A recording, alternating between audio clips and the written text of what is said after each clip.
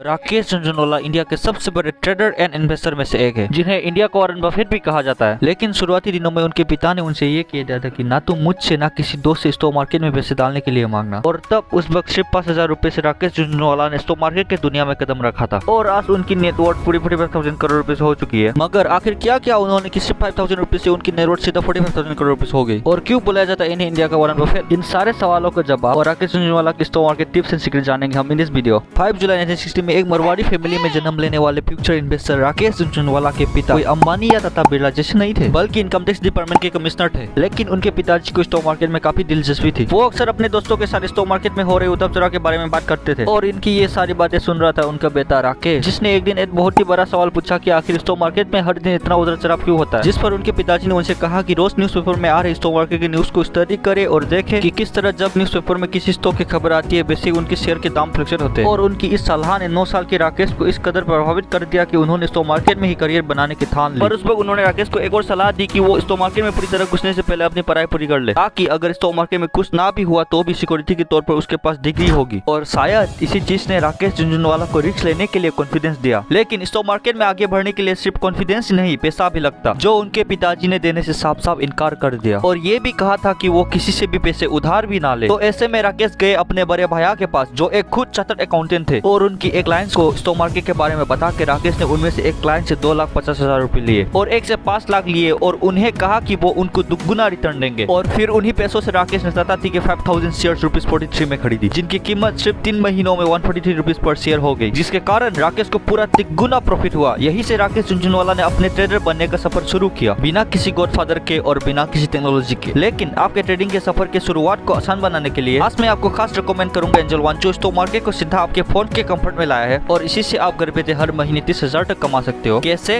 Well, बस कुछ मिनटों में इस पर रजिस्टर करके ऑथराइज्ड पर्सन बन जाओ और अपने सर्कल में लोगों को रेफर करो, और हर सक्सेसफुल रेफर पर मिलेगा आपको 300 रुपीज। और बस इमेजिन करो, अगर आपने 10 लोगों को रेफर किया और सभी ने अकाउंट बनाया, तो बस घर बैठे बैठे आप 3,000 रुपए कमा सकते हो। और रेफर तक की सीमित नहीं है, आप इस पर दूसरे इन्वेस्टमेंट अपॉर्चुनिटीज भी एक्सप्लोर कर सकते हो, जैसे कि stocks, mutual funds, IPO, futures and options and बहुत कुछ। और इसे इस्तेमाल करना बहुत ही सिंपल, इजी एंड सिक्योर है। तो इस वीडियो को देखने के बाद जाइए अकाउंट बनाइए, link is in the description. वैसे वॉरेन बफेट से याद आया कि राकेश झुनझुनवाला को इंडिया का वॉरेन बफेट इसलिए कहा जाता है कि दोनों को ही बड़ी कम उम्र में स्टॉक मार्केट में दिलचस्पी आ चुकी थी, और दोनों ने बिना किसी मदद के आज इतना बड़ा नाम कमाया है। पर नाम बनाने का ये सफर इतना आसान नहीं था। टाटा टी के शेयर्स बेचने के बाद झुनझुनवाला को अच्छा खासा प्रॉफिट तो हुआ, लेकिन शुरुआती कुछ साल उनके लिए काफी डिफिकल्ट थे। लेकिन फिर उन्होंने अपनी लाइफ की बहुत ही इंपॉर्टेंट फिलोसॉफी का इस्तेमाल किया। नाम बनते हैं रिस्क से, क्योंकि उन्होंने अपने करियर में कुछ ऐसे बड़े बड़े रिस्क लिए थे, जिनके कारण ही तो आज उनका इतना बड़ा नाम है। इंडिया के रिचेस्ट लोगों की लिस्ट में 61st पोजीशन पे आते हैं वो। और इन बड़े रिस्क में से सबसे पहला था 1986 सेसागोआ स्टॉक। सेसागोआ, जिसे आज वेदांता लिमिटेड नाम से जाना जाता है, 1986 में वो काफी घाटे में चल रही थी, क्योंकि आयरन इंडस्ट्री के प्राइसेस काफी लो हो चुके थे, जिस वजह से सेसागोआ स्टॉक का दाम भी काफी गिर चुका था। और उस वक्त जहां सब अपने पैसे इनके स्टॉक में से निकाल रहे थे, वही राकेश झुनझुनवाला ने 25-26 रुपीज के भाव में 4 लाख स्टॉक्स खरीदे। और इन स्टॉक्स की कीमत बस कुछ लाख रुपए नहीं, बल्कि पूरे 1 करोड़ रुपए थी, जो उस वक्त राकेश झुनझुनवाला की ऑलमोस्ट पूरी जमा पूंजी थी। जिसका मतलब था अगर सेसागोआ डूबता तो झुनझुनवाला को भी साथ ले डूबता। तो फिर उन्होंने इतना बड़ा रिस्क आखिर क्यों लिया? वेल, वो इसलिए क्योंकि किसी भी स्टॉक में इन्वेस्ट करने से पहले झुनझुनवाला उस कंपनी और इंडस्ट्री के बारे में पूरी जानकारी निकाल लेते थे।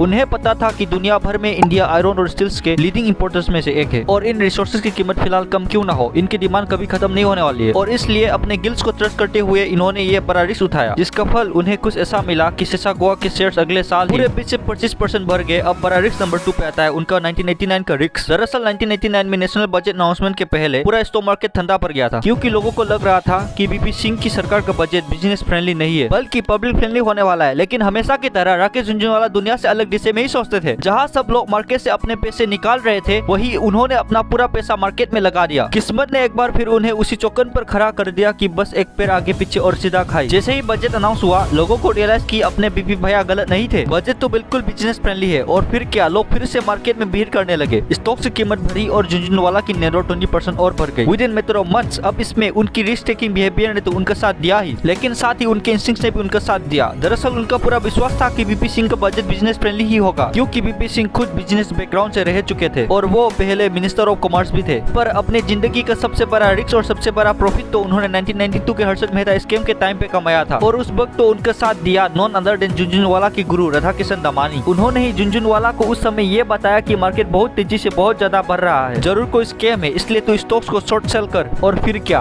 तमानी जी की बात सही निकली और झुनझुनवाला ने उस समय अपने लाइफ का सबसे बड़ा प्रॉफिट कमाया। अब सिर्फ रिस्क लेकर ही राकेश झुनझुनवाला आज के मुकाम तक नहीं पहुंचे। उनकी दूसरी सबसे अहम फिलोसॉफी है पेशेंस। और वैसे तो ये फिलोसॉफी सुनने में बहुत ही कॉमन लगती है, हर कोई कहता है यार बी पेशेंस है पेशेंस, मगर स्टॉक मार्केट के दुनिया में ना ये एडवाइस असल में बहुत इंपॉर्टेंट है, क्योंकि स्टॉक मार्केट में इन्वेस्ट करने वाले लोग अक्सर मार्केट को थोड़ा गिरता देखकर अपने पैसे निकालने लग जाते हैं। लेकिन मार्केट में उतार चढ़ाव होते रहते हैं और एक ट्रेडर को ये बात पता होना जरूरी है कि अपने पैसे को कब निकालना चाहिए और उसके लिए पेशेंट होना सबसे इंपॉर्टेंट है। और झुनझुनवाला जी की पेशेंस के एकमात्र एग्जांपल है उनके टाइटन के स्टॉक्स, जो उन्होंने 5 रुपए में 2002 और 2003 में खरीदे थे और बस सिर्फ कुछ ही सालों में उन स्टॉक्स की कीमत 80 रुपए हो गई और फिर से 30 रुपए पे गिर गई। अब ऐसे में नॉर्मल इन्वेस्टर सोचते हैं कि स्टॉक्स और गिरे, इससे पहले निकाल लेता हूँ, एटलीस्ट 25 रुपए पर स्टॉक जितना तो प्रॉफिट हो रहा है। लेकिन राकेश झुनझुनवाला ने ऐसा बिल्कुल नहीं किया, क्योंकि उन्होंने देखा ना तो कंपनी का अर्निंग्स कम हो रही है और ना ही वो लॉस में जा रही है। उन्हें पता था कि टाइटन और ग्रो करेगी एंड गेस व्हाट, उसने किया भी, क्योंकि उस कंपनी के फंडामेंटल स्ट्रॉन्ग थे और इसे स्टॉक मार्केट में फंडामेंटल एनालिसिस कहते हैं कि कंपनी बेसिकली कैसा परफॉर्म कर रही है, क्योंकि मार्केट में उसकी डिमांड एंड सप्लाई के बेसिस पर उसके शेयर्स की रेट डिसाइड होगा, बट उसकी इनहेरेंट तो एक वैल्यू होती है ना, जो कि उस कंपनी के ग्रोथ पे डिपेंड करती है। और जो स्टॉक झुनझुनवाला ने 2002 में 5 रुपए में खरीदा था, आज उस स्टॉक की कीमत पूरे 2150 रुपए हो चुकी है। अब फाइनली झुनझुनवाला जी ने दी हुई आखिरी टिप जो मैं आपको देना चाहता हूँ वो है